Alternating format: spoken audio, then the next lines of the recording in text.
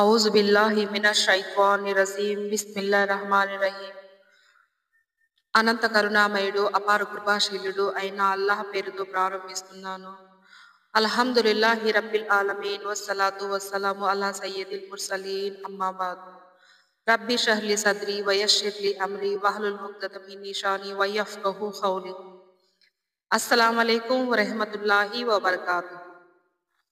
ఈరోజు మనం ఖురాన్ షరీఫ్లోని అత్-తకాసుర్ సూరా యొక్క పూర్తి వివరణ తెలుసుకుందాము. సూరాలోకి వెళ్లే ముందు ప్లీజ్ అండి నా ఛానల్ని సబ్స్క్రైబ్ చేయండి, లైక్ చేయండి, షేర్ చేయండి మరియు కామెంట్స్ కూడా పెట్టండి. ఖురాన్ షరీఫ్లోని అత్-తకాసుర్ సూరా 102వ సూరా ఇది. దీని అర్థం సంపదలో, జనసంఖ్యలో, గర్వంలో పోటీ పడడం అని అర్థం. ఈ సూరా యొక్క అవతరణ మక్కాలో జరిగింది. దీనిలో మొత్తం 8 ఆయతులు ఉన్నాయి. బిస్మిల్లాహిర్ రహ్మానిర్ రహీం. అనంత కరుణామయుడు అపార కృపాశీలుడు అయిన అల్లాహ్ పేరుతో ప్రారంభిస్తున్నాను. అల్హాకుముత్ తకాసురు హత్తా జుర్తుహుముల్ మఖాబీర్. వీలైనంత ఎక్కువగా ఒకరిని మించి ఒకరు ప్రపంచాన్ని పొందాలనే ధ్యాస మిమ్మల్ని ఏమారుపాటుతనంలో పడవేస్తుంది. కల్లా సౌఫ తఅలమూన్ సుమ్మ కల్లా సౌఫ తఅలమూన్. చివరకు మీరు ఈ వ్యామోహంలోనే సమాధిని చేరుకుంటారు. కల్లా లౌ తఅలమూనల్ ఇల్మల్ యకీన్. మీరు అనుకునేది ఏ మాత్రం కాదు, త్వరలోనే మీకు తెలుస్తుంది. లా తరఉన్నల్ జహీం. అతి త్వరలోనే మీకు తెలిసిపోతుంది. ఏ మాత్రం కాదు, మీరు గనక సత్యం తెలుసుకుని మీ నడవడికను మార్చుకుంటే.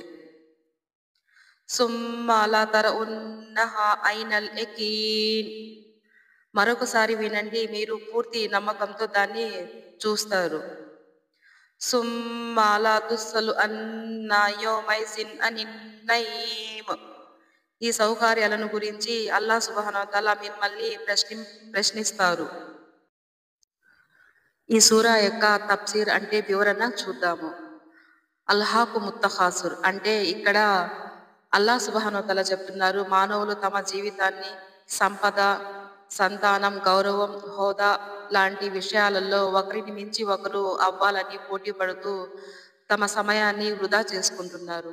ఈ పోటీ వారిని అల్లాహ్ను గుర్తు చేసుకోవడానికి దూరం చేస్తుంది. హత్తా జుర్తుముల్ మఖాబీర్. ఈ మోజు మరణం వచ్చే వరకు ఉంటుంది. అంటే మనిషి సమాధిని చేరుకునే వరకు ఉంటుంది. మరణం తర్వాత మనిషి నిజం తెలిసే అవకాశం ఉంది. కల్లా సౌఫ తఅలమూన్ అంటే ఇది హెచ్చరిక, లేదా మీరు త్వరలోనే తెలుసుకుంటారు. అంటే మరణాంతరం పరలోకంలో మీ పనులకు ఫలితాలను ఇస్తారు. అంటే మంచి చేసిన వారికి, చెడు చేసిన వారికి వారి ఫలితాలను వారికి ఇస్తారు అన్నమాట. లా తరఉన్నల్ జహీం. మీరు నరకాన్ని ప్రత్యక్షంగా చూస్తారు. అంటే దానిని చూడగానే మీరు చేసిన పాపాలు గుర్తొస్తాయి. ఇది ఖయామత్ రోజున ప్రతి మనిషి నరకాగ్నిని చూడడం జరుగుతుంది. ప్రతి వ్యక్తి ముందు జన్నత్కి వెళ్లకుండా ముందుగా నరకాగ్నిని చూసిన తర్వాతే దాటుతారు. లా తుస్సలు అన్నా యౌమైజిన్ అనిన్ నయీమ్. ఈ రోజున అల్లాహ్ ప్రతి మనిషిని అడుగుతాడు, నీకిచ్చిన సమయము, నీకిచ్చిన ఆహారము, నీకిచ్చిన ఆరోగ్యము, ఈ సౌకర్యాలన్నీ ఎక్కడ ఖర్చు పెట్టావు అని. చూడండి, ఈ సూరాలో మనకు తెలుస్తుంది, మక్కా ప్రజలు తమ గోత్రాల మధ్య పోటీ పడి ఇలా చెప్పుకునేవారు, మా గోత్రం ఎక్కువ అంటే మా గోత్రం ఎక్కువ అని, మా సంపద ఎక్కువ అంటే మా సంపద ఎక్కువ అని, మా సంతానం ఎక్కువ అంటే మా సంతానం ఎక్కువ అని. ఇలా చెప్పుకుంటూ చివరికి వారు సమాధుల దగ్గరికి వెళ్ళి, ఇదిగో ఈ సమాధులు కూడా మావే ఎక్కువ ఉన్నాయి అని గర్వంగా చెప్పుకునేవారు. మృతులను కూడా వదిలేవారు కాదు. మృతులు కూడా మావే ఎక్కువ ఉన్నాయని గర్వంగా చెప్పుకునేవారు ఆనాటి మక్కా ప్రజలు. ఈ విధంగా వారు సమాధిని చేరే వరకు కూడా ఆ మోజులోనే ఉంటారు. ఎందుకంటే మరణం తర్వాత మనిషి కొంతకాలం సమాధిలోనే ఉంటారు. ఇది ఒక తాత్కాలికమైన విజిట్ అన్నమాట. తర్వాత ఖయామత్లో లేపబడతారు. అంటే సమాధి జీవితం శాశ్వతం కాదు.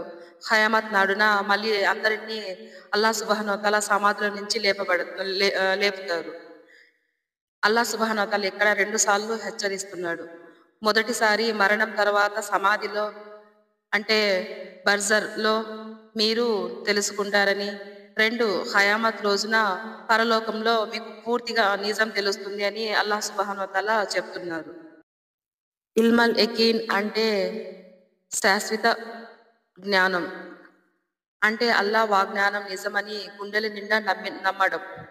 మానవులు జ్ఞానం గురించి నిజం తెలుసుకుంటే అతను దునియా మీద కాదు ఆఖిరత్ మీద దృష్టి పెడతాడు. ఎందుకంటే ప్రపంచం తాత్కాలికమైనది, పరలోకం శాశ్వతమైనది. మరణం తర్వాత నిజం ఖచ్చితంగా తెలుస్తుంది. మనం ఈ లోకంలో చేసిన ప్రతి పనిని గురించి పరలోకంలో ఖచ్చితంగా అల్లాహ్ సుబ్హానహు వ తఆలాకు జవాబు చెప్పాలి. అల్లాహ్ జ్ఞాపకం, ఖయామత్ భయం మన జీవితానికి మార్గదర్శకత్వం కావాలి. ఈ సూర మనిషికి జీవితం యొక్క అసలు ఉద్దేశాన్ని గుర్తిస్తుంది. దునియా అంటే ప్రపంచం తాత్కాలికమైనది, కానీ ఆఖిరత్ అంటే పరలోకం శాశ్వతమైనది. ఎక్కువ సంపద గర్వం కాదు, తక్వా అంటే భక్తి, సమాచారం మాత్రమే మనకు రక్షణ ఇస్తాయి. అల్లాహ్ సుబ్హానహు వ తఆలా ఇటువంటి చెడ్డ పనుల నుండి నన్ను మరియు మిమ్మల్ని దూరం ఉంచుగాక. ఆమీన్ యా రబ్బుల్ ఆలమీన్. అస్సలాము అలైకుం వరహ్మతుల్లాహి వబరకాతుహు.